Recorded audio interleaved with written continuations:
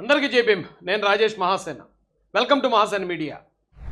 ఏమంటే ఈ అంతకు దిగజారిపోయారంటే వీళ్ళు వైసీపీలకు ఇంకేం పని లేదు కదా.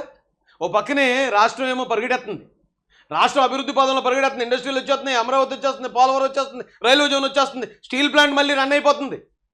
రాష్ట్రం వెలిగిపోతుంటే పాపి సైకోగలకి ఏం చేయాలి తెలియకండి, ఈ కెమెరాలు పట్టుకుని ఇడ్లీ బళ్ళ దగ్గర, వైన్ షాపుల దగ్గర, లేకపోతే చిన్న చిన్న కిరాణా కొట్ల దగ్గర, కుళాయిల దగ్గర కూర్చుని అక్కడ ఏ గొడవైనా సరే వెంటనే దాన్ని రికార్డ్ చేసి, ఏమంటే ఈ గొడవలో ఉన్నారు చూడండి వీళ్ళండి తెలుగుదేశం వాళ్ళండి.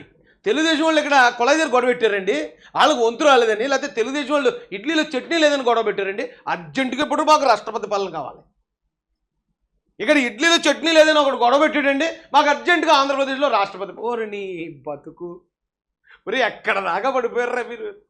ఛీ, ఏమో ఇది ఓ బతికేనా? ఇడ్లీ తొందరగా ఇవ్వలేదని మహిళా చిరు వ్యాపారి టీడీపీ ఎమ్మెల్యే పిఏ అటండి. టీడీపీ ఎమ్మెల్యే పిఏ రోడ్డు మీద ఉన్న ఇడ్లీ చట్నీ దగ్గరికి వెళ్ళాడా? ఒరే కనీసం కొంచెం అర్థమయ్యేలాగానే పెట్టండి రా, కొంచెం నమ్మేలాగానే ఉండాలి.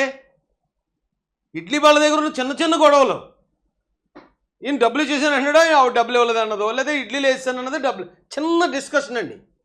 దాన్ని కూడా తీసుకొచ్చి వైసీపీ అఫీషియల్ పేజీలో పెట్టుకునే స్థాయికి ఈ రోజు వీళ్ళు దిగజారిపోయారంటే వీళ్ళ బతుకు ఎంత బస్ స్టాండ్ అయిపోయింది చూడండి. ఛీ, ఏం బతుకురా బాబు మీ బతుకు.